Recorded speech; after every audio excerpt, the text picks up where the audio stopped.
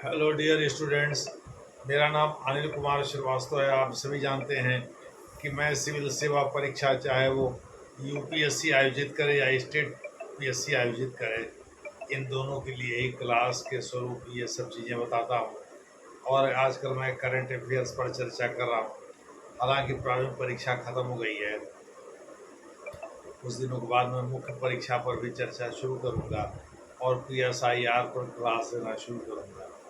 तब तक आप करंट अफेयर्स का मज़ा लेते रहिए। अगर आपको यह वीडियो पसंद आए तो आप इसे लाइक, सब्सक्राइब और शेयर ज़रूर करिएगा। इससे हमारा मनोबल बढ़ेगा और हम और वीडियो रिकॉर्ड करने के लिए प्रेरित महसूस करेंगे। धन्यवाद। चलिए आज का वीडियो शुरू करते हैं। आप सभी लोगों को पता है कि डोनाल्ड ट्रंप साहब जब पहली बार अपने सत्ता में आए थे अमेरिका के 2016 में, 2017 20 जनवरी को उन्होंने शपथ लिया था। तो उसमें उन्होंने 7 मुस्लिम डोमिनेंट कंट्रीज़ पर पाबंदी लगा दी थी कि ट्रेवल बैन लगा दिया था कि वो अमेरिका में घुस ही नहीं सकते, चाहे इमिग्रेंट वीज़ा लेकर के, चाहे नॉन इमिग्रेंट वीज़ा लेकर के।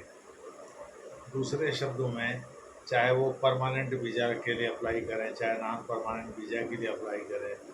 नॉन परमानेंट वीज़ा में जैसे आप पढ़ना चाहते हैं, स्टूडेंट हैं, जैसे आप टेम्पोरेरी यात्रा करना चाहते हैं, घूमना टहलना चाहते हैं, या जैसे आप टूरिस्ट वीज़ा पर जाते हैं, यानी पर्यटक वीज़ा पर जाते हैं,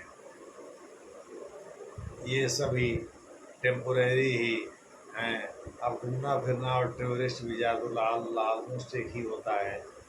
आप कह सकते हैं कि आप उन्हें किसी नाते रिश्तेदार से मिलने जाते हैं और वो बीमार वहाँ है, माने आप खुद मेडिकल ग्राउंड पर, आप केवल मेडिकल वीज़ा को ही अलाउ किया गया है, अन्य को नहीं। अन्य सभी बैन कर दिए गए हैं।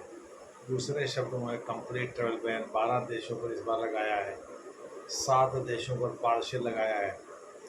पिछली बार 7 जिन देशों पर लगाया था वो सभी मुस्लिम डोमिनेंट कंट्रीज़ थी, जैसे ईरान, इराक,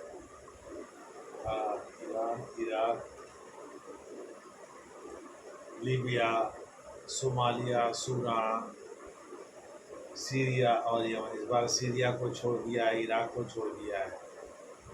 दूसरे शब्दों में, जिन देशों पर पाबंदी लगाया था वो सभी के सभी मुस्लिम डोमिनेंट कंट्रीज़ थे, और इसलिए उनकी पार्टी के ही बहुत सारे लोगों ने, रिपब्लिकन पार्टी के राज्य स्तर के पदाधिकारियों ने,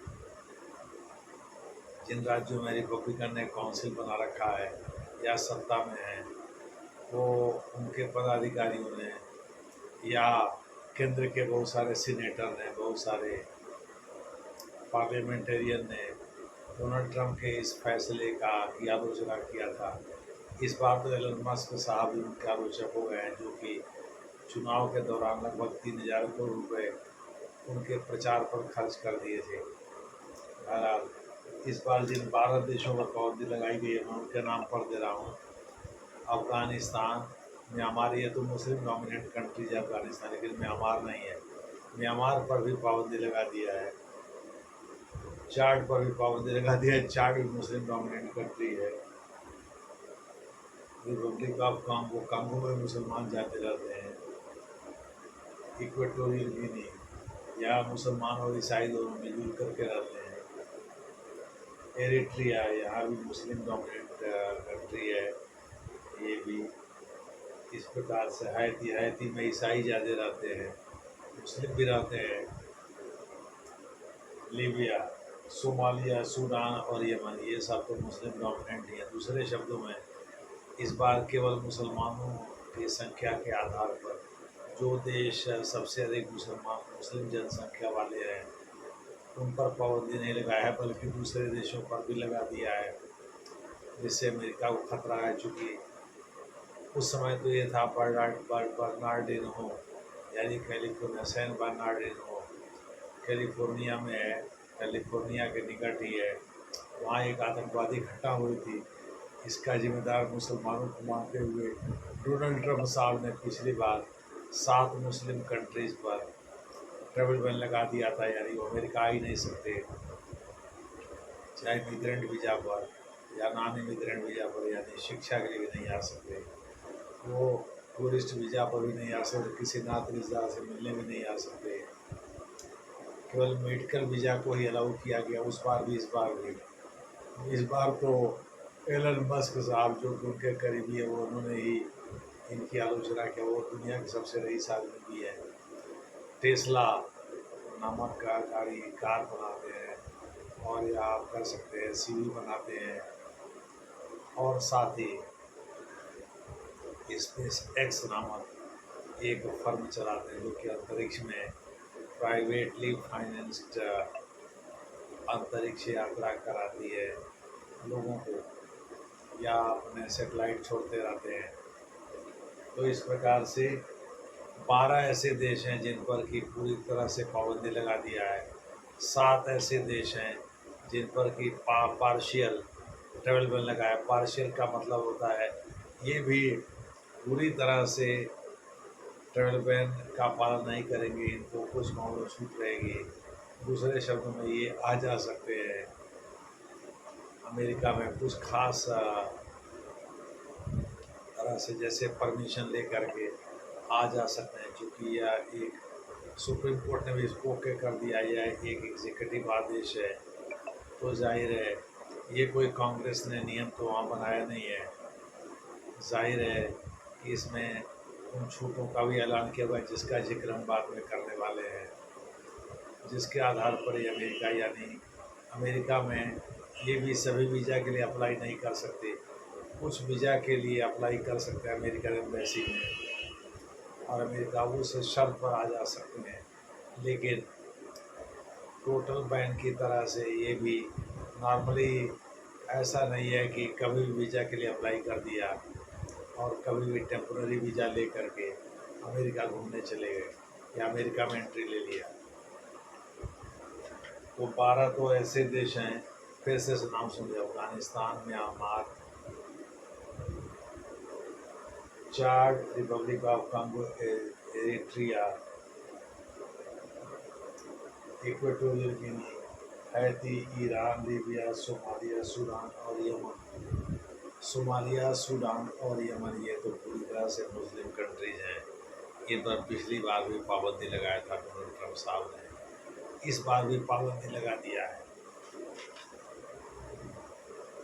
मैं थोड़ा पानी पीऊँगा।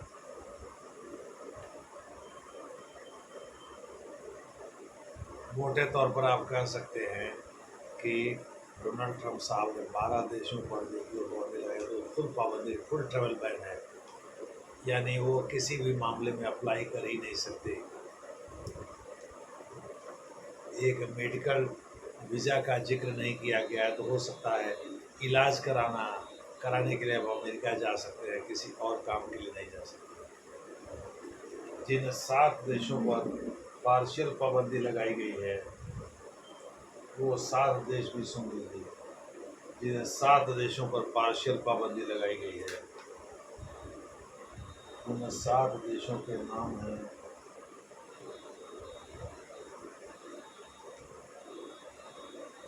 बुरुंडी, क्यूबा, लाओस,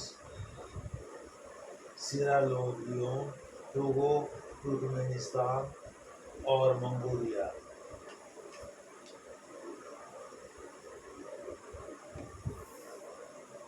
नहीं, सॉरी, मंगोलिया नहीं है, वेनेजुएला। जिन 7 देशों पर पाबंदी लगाई गई है पार्शियल, उसमें बुरुंडी है, क्यूबा है, लाओस है, ये तो 3 हो गए, और सिएरा लियोन चौथा है, 5वां टोगो है, 6वां तुर्कमेनिस्तान है, और 7वां वेनेजुएला है। दूसरे शब्दों में 7 ऐसे देश हैं जिन पर पार्शियल पाबंदी लगाई गई है, यानी ये कुछ शर्तों के साथ अमेरिका में जा सकते हैं, लेकिन वो शर्तें भी क्लियर कर दी गई है इस एग्जीक्यूटिव आर्डर में या प्रेसिडेंशियल आर्डर में। ये एक्चुअली एक प्रकार से डोनाल्ड ट्रंप साहब ने इसके लिए बाकायदा ऑर्डिनेंस, अध्यादेश का रूप जारी दिया है, अध्यादेश का रास्ता अपनाया है, जिन पर ये लागू नहीं होगा। 12, 7, 19 देश ऐसे हो गए जिनमें से 12 में तो पूरी तरह से ट्रेवल बैन है, वो अप्लाई कर ही नहीं सकते, और 7 पर कुछ शर्तों के साथ अप्लाई कर सकते हैं। साथ जिनके ऊपर पार्शियल बैन है, पार्शियल बैन जिन देशों के ऊपर है, फिर से उनका नाम देख लीजिए। बुरुंडी है, उसके बाद से क्यूबा है, लाओस है, सीरा लियोन है, टोगो है, तुर्कमेनिस्तान है और वेनेजुएला है। वेनेजुएला तो ये दक्षिण लातिन अमेरिकी देश है। और इस प्रकार से क्यूबा से पुरानी दुश्मनी है, पुरानी अदावत है, इन दोनों से पुरानी अदावत है अमेरिका की। नॉर्थ कोरिया के साथ इस बार भी रिवर्स आप कह सकते हैं बैन लगाया गया, हालांकि उसको इसमें उसका जिक्र इसमें नहीं किया गया है, उसका जिक्र हम करेंगे भी नहीं। यानी कोई अमेरिकी यात्री नॉर्थ कोरिया की यात्रा नहीं कर सकता। जिन जिन जिन जिन क्षेत्रों में या जिन जिन कंडीशन में ये लागू नहीं होगा, ये ट्रेवल बैन, उनका मैं जिक्र कर दूं। यानी existing visa holders, foreign nationals, green card holders, यानी जिनके पास ग्रीन कार्ड है, जैसे सुब्रमण्यम स्वामी आरोप लगाते हैं रघुराम राजन साहब, जो वहाँ यूनिवर्सिटी में पढ़ाने के लिए गए हैं, रिसर्च भी कर रहे हैं, वो ग्रीन कार्ड पर पढ़ाते हैं। अमेरिका ग्रीन कार्ड का मतलब क्या है, लिव इन रिलेशन जैसा है, इसके बाद बस पति पत्नी रहना बाकी रह जाता है। यानी ग्रीन कार्ड पर आप रिसर्च वहाँ कर सकते हैं, लंबे समय तक रह सकते हैं, उसके बाद आप परमानेंट वीज़ा के लिए अप्लाई करते हैं। तो इस प्रकार से H1B वीज़ा के अंतर्गत वैसे ग्रीन कार्ड आता है। ग्रीन कार्ड कुछ फीस दे करके बहुत सारी रियायतें इसमें मिलती हैं। परमानेंट आप अमेरिकी की तरह से, अमेरिकी नागरिक की तरह से रह सकते हैं। तो एग्जिस्टिंग जिनके पास पहले से विद्यमान वीज़ा है, उनके ऊपर ये लागू नहीं होगा। दूसरे शब्दों में, इन्हीं देशों के नेशनल अगर अमेरिका में रहते हैं और पहले से वीज़ा होल्ड किए हुए हैं या ग्रीन कार्ड होल्डर है, तो उनके ऊपर ये लागू नहीं होगा। दूसरा,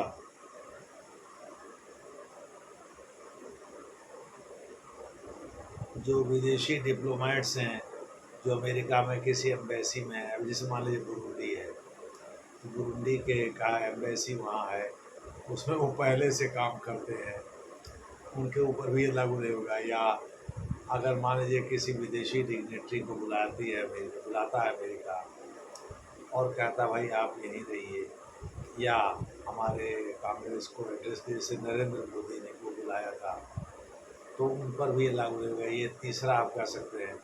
यानी फॉरेन डिग्नेटरीज विजिटिंग के अमेरिका या यूएसए ऑन यूएसएज इन्विटेशन, उन पर भी ये लागू नहीं होगा। जैसे उन्होंने न्यूयॉर्क स्क्वायर पर 2014 में वहाँ भारतीयों को संबोधित किया था, तो नरेंद्र मोदी जैसे गए थे वहाँ, उसी तरह से किसी भी इन देशों में से किसी भी डिग्नेटरी को अगर अमेरिका बुलाता है, अमेरिका में बहुत सारे जैसे यूनाइटेड नेशंस के बहुत सारे ऑफिस वहाँ न्यूयॉर्क और वाशिंगटन डीसी में है, तो मान लीजिए यहाँ से कोई अमेरिकी, यहाँ से इन देशों से कोई डिग्नेटरी, सॉरी अमेरिकी नहीं, डिग्नेटरी जाता है अमेरिका जो कि वहाँ का नागरिक नहीं है, अमेरिका के इनविटेशन पर, तो उस पर ये लागू नहीं होगा। इसके बाद से जिनके पास ड्यूअल नागरिकता है, दोहरी नागरिकता है, यानी अपने देश की नागरिकता के साथ साथ अमेरिका के भी नागरिक हैं, उन पर भी लागू नहीं होगा।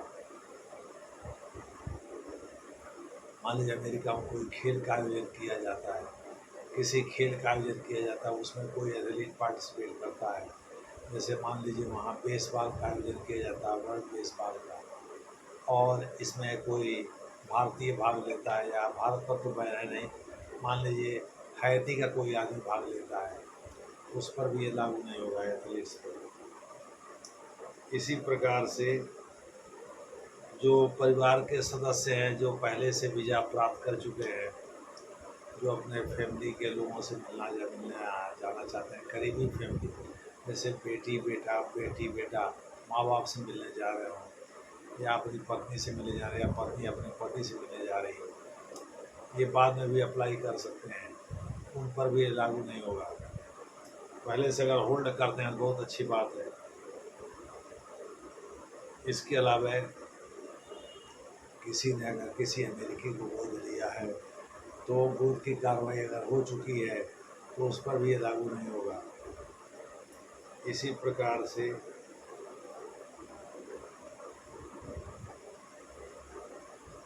विशेष रूप से अमेरिका में आमंत्रित जैसे अमेरिकी कांग्रेस को संबोधित करने के लिए किसी विशेष डिग्नेटरी को इन देशों से बुलाया जाता है या यूनाइटेड नेशंस के लिए चुने जाते हैं। मान लीजिए महासचिव चुन लिए गए, जैसे कोफी अन्नान आते थे घाना से, जैसे बुतरस घाली आते थे इजिप्ट से, तो उन पर भी ये लागू नहीं होगा। इसके अलावा धार्मिक और प्रजाति अगर आप गुट से संबंधित हैं, किसी छोटे मोटे दल से संबंधित हैं जो अपने देश में प्रताड़ना का सामना कर रहे हैं और अमेरिका में शरण चाहते हैं, तो उन पर भी ये लागू नहीं होगा। यानी इन शर्तों के साथ आप अप्लाई भी कर सकते हैं। जैसे शेख हसीना ने क्या किया कि शेख हसीना की पार्टी अवामी लीग पर पाबंदी लगा दिया है। मोहम्मद यूनुस खान जो कि वहाँ के चीफ एडवाइज़र हैं सत्ता पलट के बाद, लेकिन सच्चाई क्या है? सच्चाई ये है कि शेख हसीना ने इसका विरोध किया है और इसमें से बहुत सारे लोग अमेरिका में रहते हैं, वहाँ एक गुट बना करके रहते हैं, तो उन पर ये लागू नहीं होगा। दूसरे शब्दों में नए लोग भी उसमें ज्वाइन कर सकते हैं, बस रीजन बताना होगा और आतंकवादी नहीं होना चाहिए। आतंकवादी होंगे तब तो अमेरिका जो है मेरिट के आधार पर खारिज कर ही सकता है, जो भी वीज़ा भी आपको नहीं मिलेगा। इस प्रकार से ये आप कह सकते हैं 9 ऐसे रीजन हमने बताए, फिर से सुन लीजिए। अगर आप लॉफुल यानी कानून के अंतर्गत वहाँ के ऑलरेडी वीज़ा होल्डर हैं या ग्रीन कार्ड होल्डर हैं तो आप पर ये लागू नहीं होता है। दूसरे शब्दों में ऐसे लोगों पर भी लागू नहीं होता है जो वीज़ा लिए हुए हैं या जो ऑलरेडी वहाँ काम करते हैं, उन पर ये लागू नहीं होता या अमेरिका के नागरिक बन चुके हैं। अगर आपने मान लीजिए टेम्परेरी वीज़ा के लिए पहले अप्लाई किया था आदेश मिलने के पहले और वो आपको ग्रांट हो गया, चूँकि एम्बेसी में ही किया जाता है। पासपोर्ट तो जाने वाले देश की सरकार जारी करती है, लेकिन जिस देश में जाते हैं उस देश के एम्बेसी से अगर आपको वीज़ा मिल गया है तब तो ठीक है, लेकिन अगर नहीं मिला है तब मामला गड़बड़ है। तो वीज़ा पहले मिल चुका है इस आदेश के पहले तो आप पर ये लागू नहीं होगा। दूसरा, ऐसे सभी विदेशी मेहमान या राष्ट्रिक जो कि अमेरिका के निमंत्रण पर अमेरिका में गए हैं, उन पर भी ये लागू नहीं होगा। तीसरा, ऐसे सभी लोग जो अपने देश की नागरिकता के साथ साथ अमेरिका के भी नागरिक हैं, उन पर भी ये लागू नहीं होगा। ऐसे सभी एथलीट यानी धावक हो या कोई और एथलीट हो, उन पर ये लागू नहीं होगा। अगर अमेरिका में किसी प्रतिस्पर्धा या प्रतियोगिता का आयोजन किया जाता है और उसमें भाग लेने के लिए जाते हैं तो उनको वीज़ा मिलेगा ही मिलेगा, उन पर ये लागू नहीं होगा। इसी प्रकार से अगर आप अपने परिवार के किसी सदस्य से मिलना चाहते, बस ये क्लोज ब्लड रिलेशन स्थापित हो जाना चाहिए। ऐसा नहीं मामा के दामाद हैं या मौसेरे भाई हैं तब जाके मिलने जाते हैं इन देशों से, तो आप पर रेस्ट्रिक्शन आपसे हटा ले। नो, सगे बेटी बेटा है, पति पत्नी है, इस तरह का रिलेशन, माँ बाप हैं, तो इस तरह का रिलेशन है तो आप जा सकते हैं, जा कर के मिल सकते हैं और उसके लिए वीज़ा में स्पष्ट रूप से इसका उल्लेख किया जाना चाहिए और प्रमाण दिया जाना चाहिए। इसके अलावे जो है स्पेशल इमिग्रेंट जो कि वहाँ कांग्रेस को संबोधित करने के लिए बुलाए जाते हैं या वहाँ किसी और इवेंट में भाग लेने के लिए बुलाए जाते हैं, स्पेशल रूप से बुलाए जाते हैं अमेरिका के द्वारा, उन पर भी ये लागू नहीं होगा। भाई ऐसा है कि अगर आप उन पर भी ये लागू करेंगे तो फिर तो बात ही तो बोला है क्यों आप उनको। तो उसके लिए आप समय सीमा देंगे भाई, 1 महीने के भीतर या 15 दिन के भीतर कोई आप देख लेंगे कोई इवेंट आयोजित ना हो, किसी प्रजाति या धार्मिक समूह जो कि अपने देश में प्रताड़ना का सामना करना हो रहा है, अगर वो भागना चाहता है वहाँ से, अमेरिका में शरण लेना चाहता है, तब उसको वीज़ा मिल जाएगा। तो स्पष्ट रूप से इसका उल्लेख करना पड़ेगा। तो इस प्रकार से ये 9 ऐसे कारण हैं जो जिस पर ये आदेश लागू नहीं होता, वीज़ा रेस्ट्रिक्शन या ट्रैवल बैन संबंधी। तो मैंने आपको बताया कि अमेरिका ने 12 देश ऐसे हैं जिन पर के ट्रैवल बैन लगा दिया पूरी तरह से, और 7 देश ऐसे हैं जिन पर पार्शियल लगा दिया है। पार्शियल और पूरी तरह का अर्थ समझाया, पूरी तरह का मतलब ये है, हालांकि अपवाद जो 19 देश हैं उन सब पर लागू होता है। ऐसा नहीं है कि केवल एक देश पर लागू होगा, दूसरे पर लागू नहीं होगा, चाहे वो कंप्लीट हो या पार्शियल हो, इन दोनों पर ये लागू होता है। तो डोनाल्ड ट्रंप साहब के इस नीति का विरोध जो उनके सबसे करीबी एलन मस्क ने भी किया है, जो कि विश्व के सबसे अमीर इंसान हैं और अमेरिका में ही रहते हैं। और उन्होंने, उनका दावा है जो उन्होंने डोनाल्ड ट्रंप के चुनाव पर ही 3,000 करोड़ रुपए करीब खर्च कर दिया था। बीच में तो एक्सपेंडिचर कैसे घटाया जाए उसके वो अध्यक्ष भी थे, यानी मिनिस्टर भी थे, लेकिन बाद में उन्होंने सुना क्या कि रिजाइन कर दिया है। दूसरे शब्दों में गवर्नमेंट एक्सपेंडिचर को कैसे कम किया जाए, इसको लेकर के उनको मंत्री पद का दर्जा दिया गया था, लेकिन बाद में उन्होंने इसे रिजाइन कर दिया था। इस पर मैंने एक वीडियो बनाया भी है, वो आप देखना चाहें तो देख सकते हैं। पीछे पलटना होगा आपको, थोड़ी सी मेहनत करनी होगी। तो इस प्रकार से अमेरिका ने जो ट्रैवल बैन लगाया, इसमें 2-3 देश ऐसे हैं जो मुस्लिम डोमिनेंट नहीं, लेकिन अभी भी ज़्यादातर देश ऐसे हैं जो कि मुस्लिम डोमिनेंट हैं। तो डोनाल्ड ट्रंप के दिमाग में क्या चल रहा है, अगर मुसलमानों से इतनी उनको चिढ़ थी, वे पाकिस्तान को भारत के विरुद्ध उन्होंने सपोर्ट क्यों किया। बहुत सारे ऐसे पक्ष हैं जो कि अनुत्तरित हैं, जिनका आंसर ढूंढा जाना भी बाकी है। बाद में जैसे जैसे पता चलेगा वैसे वैसे हम बताएंगे। आतंकवाद या आतंकवाद फैलाने के नाम पर इन्होंने इन देशों पर पाबंदी लगाई है, लेकिन जो देश अमेरिका में आतंकवाद फैलाते रहे हैं और जिनको अब जैसे इजराइल के नए हेड जो हैं कौन शाह हैं, उन पर 10 मिलियन US डॉलर यानी लगभग 85 करोड़ रुपए का इनाम था। लेकिन अब वहाँ खुद डोनाल्ड ट्रंप साहब ने यात्रा किया, तो इस प्रकार से अब वो सीरिया को इसीलिए इस बार ट्रैवल बैन से हटा दिया है।